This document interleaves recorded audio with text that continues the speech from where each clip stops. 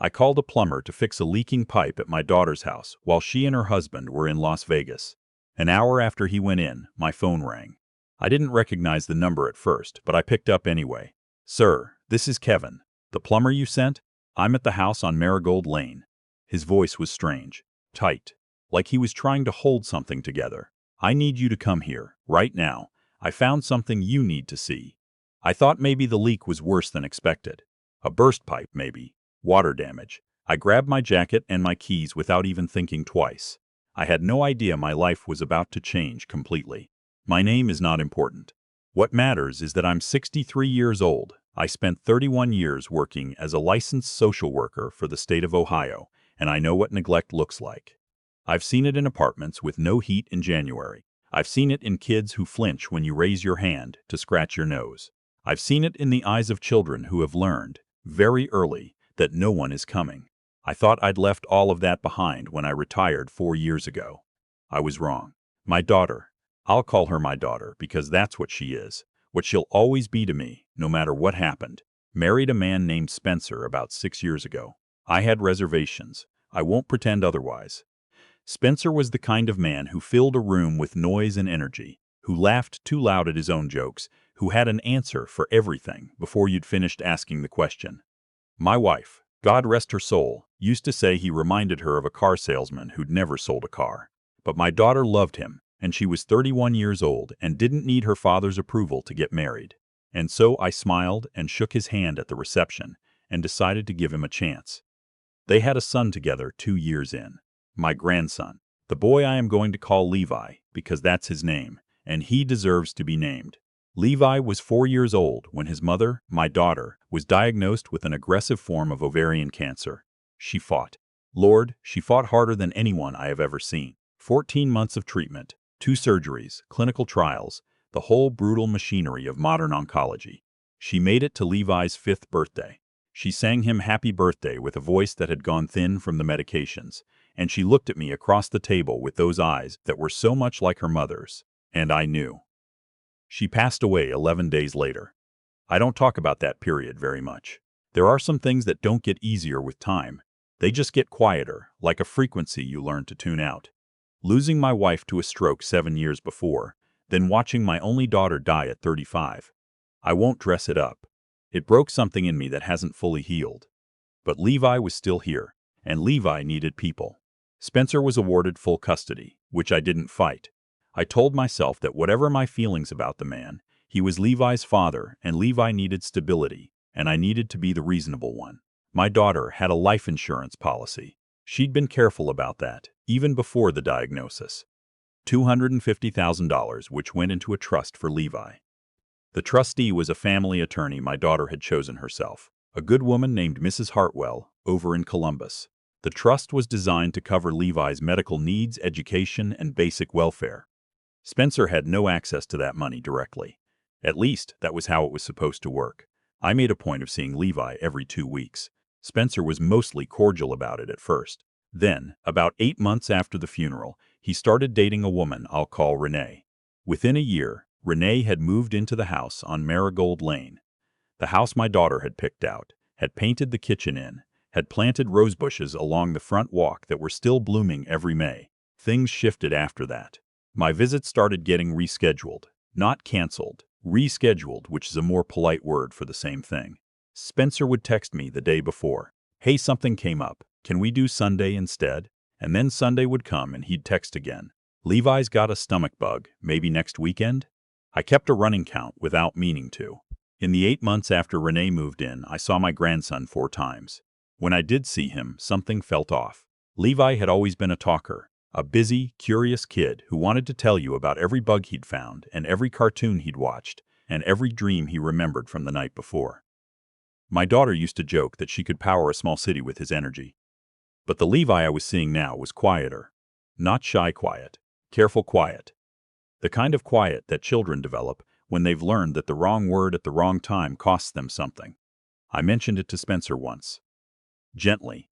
I said Levi seemed a little subdued, asked if everything was okay at home. Spencer looked at me with that flat, patient expression men use when they're deciding whether to bother being annoyed.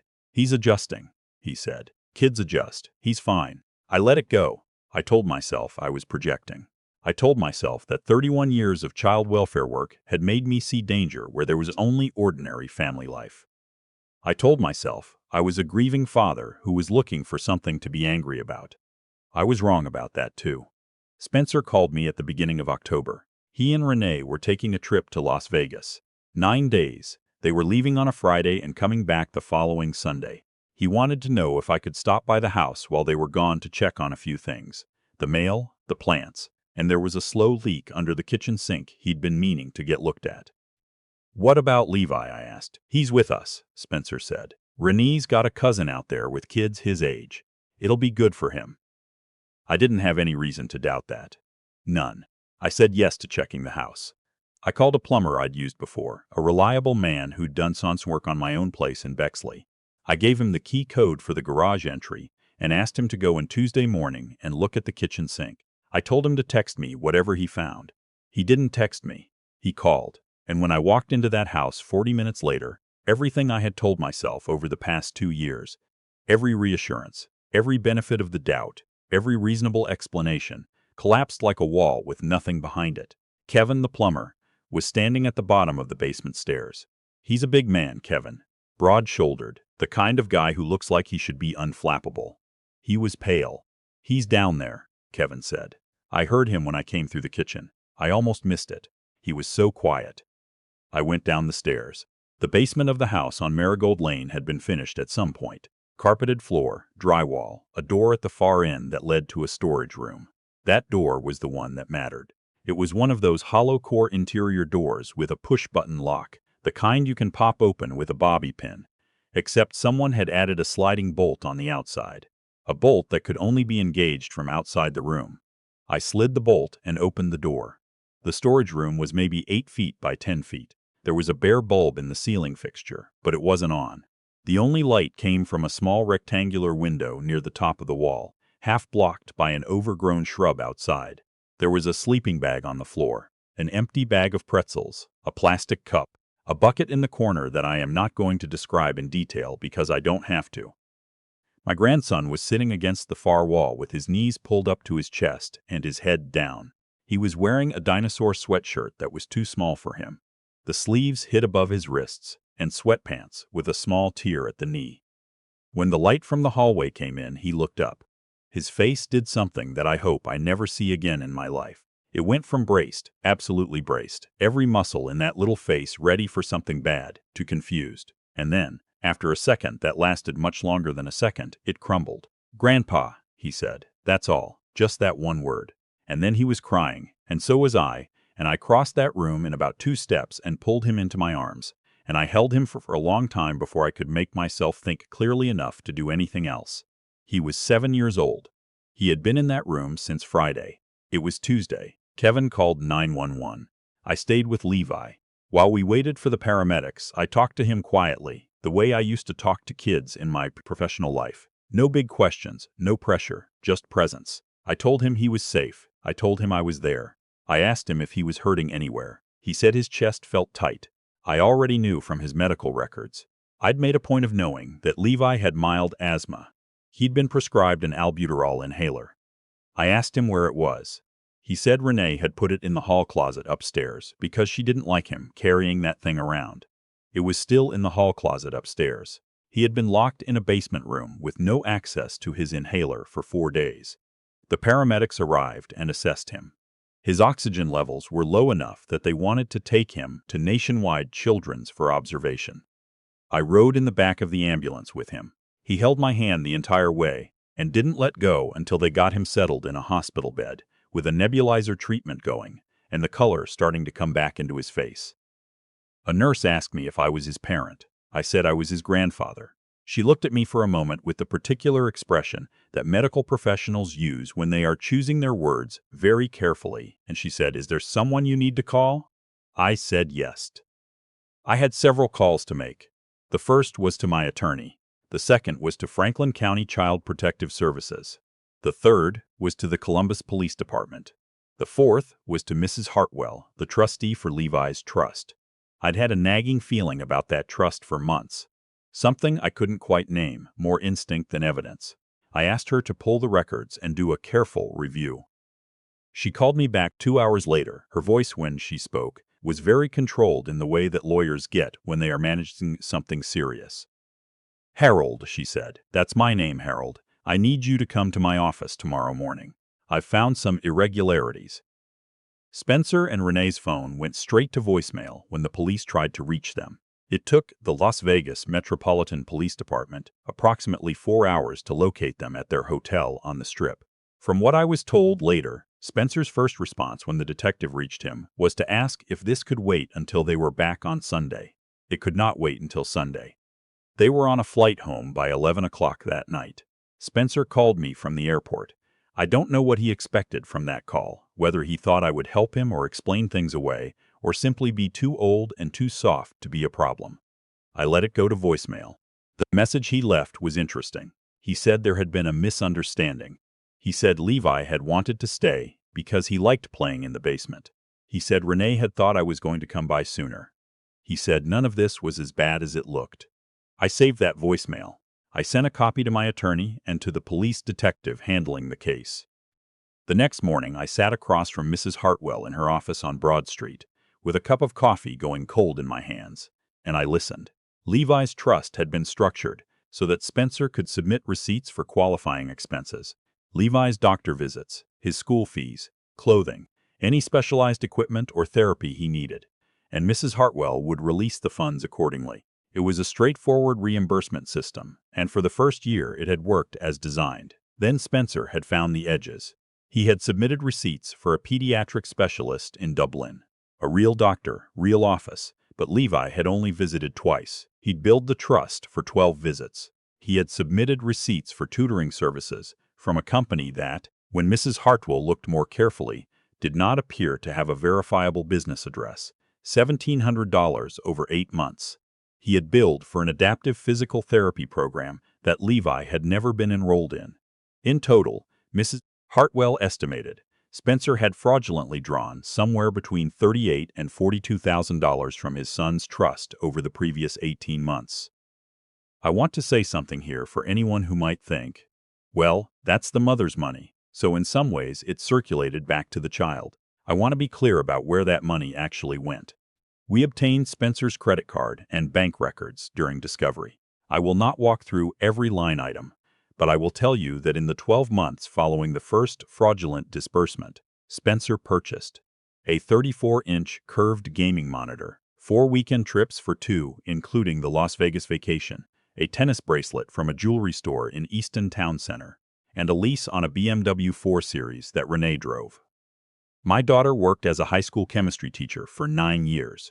She bought that life insurance policy because she was organized and responsible, and she loved her son, and she wanted to make sure he was taken care of if something happened to her. She paid those premiums every single month, and the money she left behind for her child, for doctor visits and school supplies and whatever he needed to grow up well, went toward a gaming monitor and a bracelet for the woman who had locked him in a basement room with a bucket.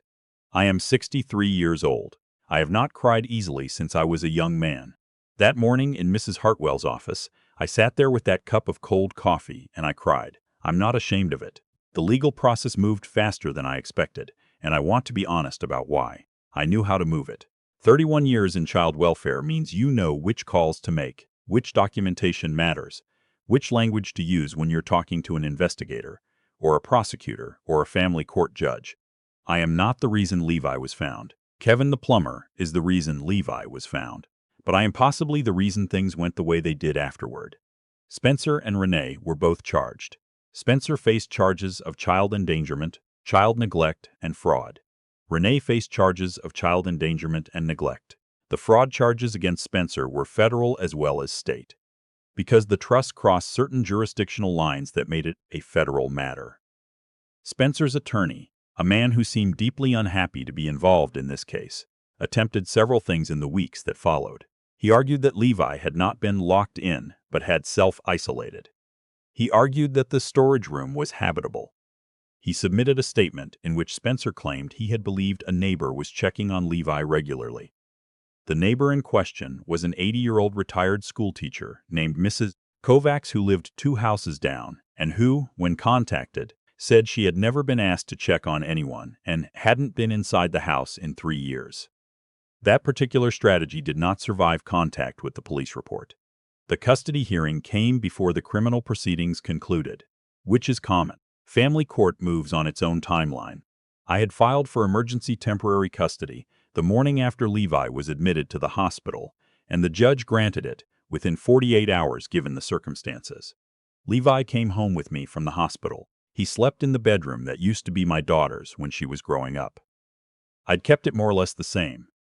Changed the bedding, put her things in boxes, but the window still had the same curtains she'd picked out when she was 17, pale yellow with small white flowers. Levi looked at them for a long time the first night. "Did my mom sleep here?" he asked. "She did," I said. He nodded, like that settled something. He was asleep in about 4 minutes. I sat in the hall outside that room for a long time before I went to bed myself. The custody hearing was the part I'd been most prepared for, professionally speaking, and also the part that was hardest to sit through personally. Spencer showed up in a dark blue suit that he clearly hadn't worn in a while. It was slightly too tight across the shoulders, and he looked at me across the courtroom with an expression I can only describe as aggrieved. Like he was the one who'd been wronged here. Like this was something being done to him. His attorney made the argument that Spencer was Levi's biological father and that termination of parental rights required a higher burden of proof than what had been demonstrated. Which is technically true. Family law is not designed to move quickly or easily. There are good reasons for that in most cases. In this case, the reasons worked against us initially. The judge was careful, measured, experienced. She was not going to permanently terminate parental rights based on one incident, no matter how serious, without a thorough evaluation. She appointed a guardian ad litem for Levi, an attorney whose job was to represent Levi's interests independent of what either adult wanted, and she ordered a full home study and psychological evaluation. I cooperated with everything. I welcomed the home study. I sat through 4 hours of interviews with the evaluating psychologist. I gave them full access to my financial records, my references, my history. I handed over everything my attorney advised me to hand over, and then some. Spencer, so according to his attorney, was cooperating fully. But the fraud investigation was proceeding in parallel, and the records being subpoenaed in that case overlapped significantly with what family court was reviewing. It became harder and harder for Spencer to maintain that he had Levi's best interests at heart when the documentary evidence showed where Levi's money had actually gone. The guardian ad litem met with Levi 3 times. She was a quiet, careful woman who knew how to talk to children. What Levi told her, in his own words, at his own pace, with no pressure, I wasn't present for, and I won't repeat it because it's his to keep. But her report to the court was unambiguous. The judge awarded me full legal and physical custody. Spencer's parental rights were not formally terminated at that stage.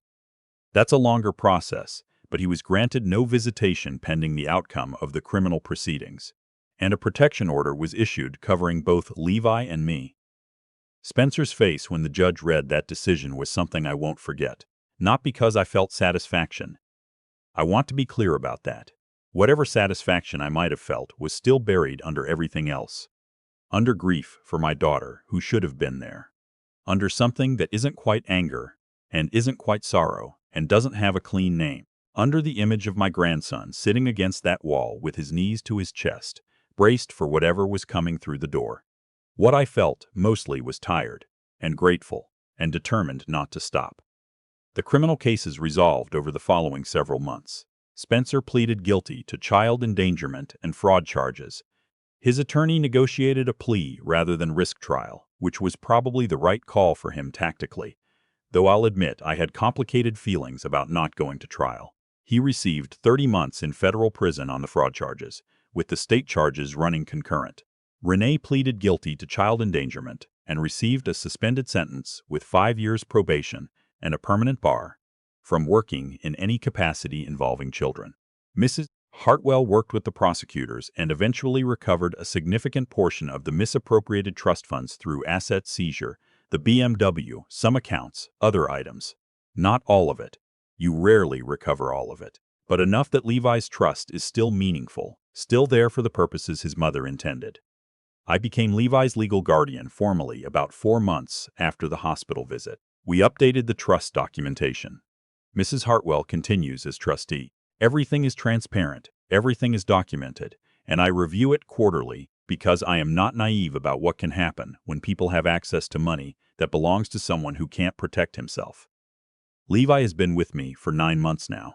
He's 7, almost 8. His birthday is in March, and he has already informed me that he wants a cake with a dinosaur on it, specifically a Spinosaurus, because everybody does T-Rex, Grandpa. It's boring. He started talking again.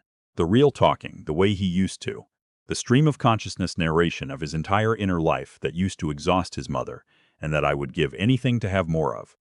He tells me about things he learns at school. He asks me questions I can't always answer, about how volcanoes work, and why dogs dream, and whether there are planets we haven't found yet. We go to the park on Saturday mornings. We make pancakes on Sundays. He has his own asthma action plan posted on the refrigerator, and his inhaler is in a small pouch that hangs by the front door, and he has never once in 9 months been without it. He asked me once, about 2 months in, why he had to live with me instead of with his dad. He wasn't angry when he asked it. He was just trying to understand the shape of things. I sat with that question for a moment before I answered. I've sat with hard questions my whole career. The question is never really the question. There's always something underneath it that the child actually needs. What he needed, I decided, was honesty scaled to what a 7-year-old can hold. I told him that his dad had made some choices that weren't safe for him, and that right now, the most important thing was making sure he was okay, and that it was my job, my privilege to take care of him, and that his mom had loved him more than anything in the world, and so did I. He thought about this for a while. "Do you think she knows where I am now?" he asked. "I think she does," I said. "I think she's been watching the whole time." He nodded again, the same way he'd nodded about her curtains that first night. Like that settled something. Then he asked if we could have grilled cheese for dinner. We had grilled cheese for dinner. I have spent 31 years trying to help children who were failed by the people who were supposed to love them.